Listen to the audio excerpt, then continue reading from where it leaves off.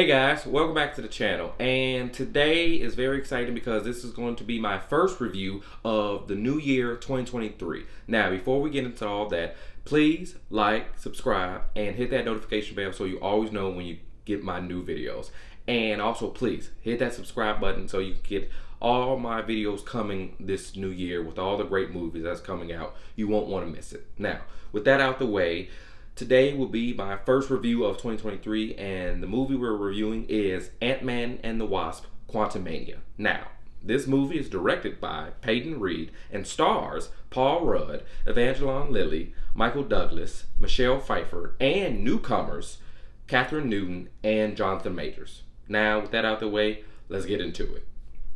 Now, the first thing that comes to mind when thinking about this movie and what first popped off the screen for me was the incredible visuals that this takes you through. Now, when you get into the quantum realm, which is very short after the movie starts, they get right into it. The visuals of this movie are absolutely stunning. This is the most sci-fi movie I think I can remember in the MCU since the likes of Guardians of the Galaxy, because that was much of a cosmic aliens and not on Earth type of movie, and that gave the same feel of this. And I've been hearing this a lot, and I totally agree. This gives a very much of a Star Wars feel of a sci-fi movie that we haven't really seen before in the MCU. So on that aspect, I really dug the sci-fi components and the wacky characters and the wacky creatures and all the things that they encounter when they're in the quantum realm.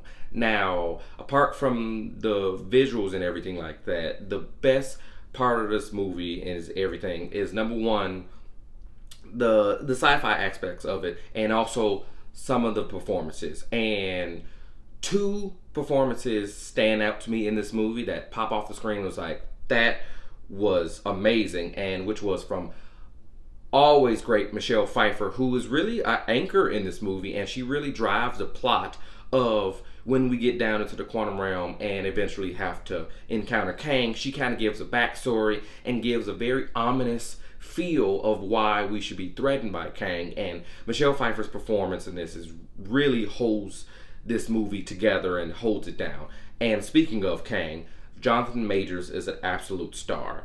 He commands the screen. He commands every little tick and every little motion of Kang, and he really embodies this character that is supposed to be bigger than life from the comics. Kang is a very important character in the comics for Marvel and is a very big villain. And I think in one aspect of setting up him being menacing and setting up why this character is going to be the big bad of the MCU moving forward, he does a really great job in that aspects. Even though certain things happen at the end of this movie, he does set this up to be a really great villain down the road. Now, another standout actually is a character they show in the trailers, MODOK. MODOK definitely steals the show, especially with the much more comedic moments of the movie. So look forward to that, of like MODOK having really great scene stealing action sequences and dialogue.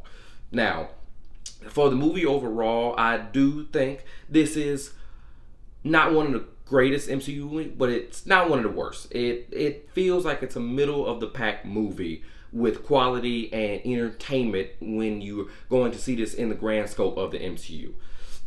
And it's a fun time, it's an enjoyable time, you laugh a lot, and overall I think it's worth seeing. Now, the movie does struggle sometimes with being the 31st movie within the MCU on top of Disney Plus shows and everything like that. It does struggle to balance what do general audiences want to see and what do the MCU people want to see, because sometimes it doesn't stay true enough to the MCU in Marvel Comics, and sometimes it does. And then and with that movie butting its head against each other, does struggle at times to find its footing.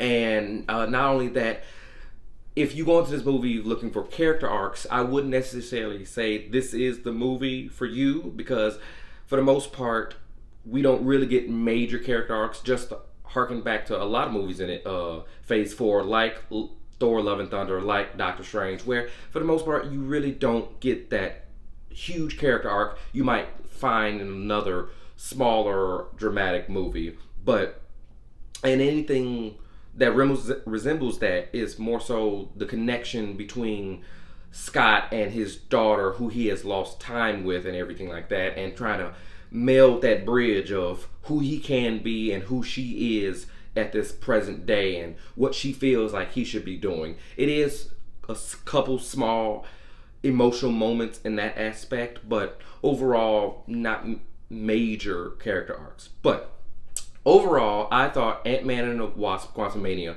was a very entertaining and visually stunning movie with great performances from Michelle Pfeiffer and Jonathan Majors, and is truly worth your time to go check it out in the theaters. And for some people, might be a step in an interesting way for the MCU. And for that, I will give it a 3.5 out of 5. So I really enjoyed this movie. It wasn't perfect, but it had some entertaining qualities that I enjoyed. So go check it out and come back and comment below. Tell me what you thought. Have you seen it? Did you like it? Did you not like it? Did you love Kane's introduction? Did you think he should have been in a different movie? Whatever it is, comment below. And like before, please like, subscribe, hit that notification bell so you always know when you get my videos, and I'll see you next time.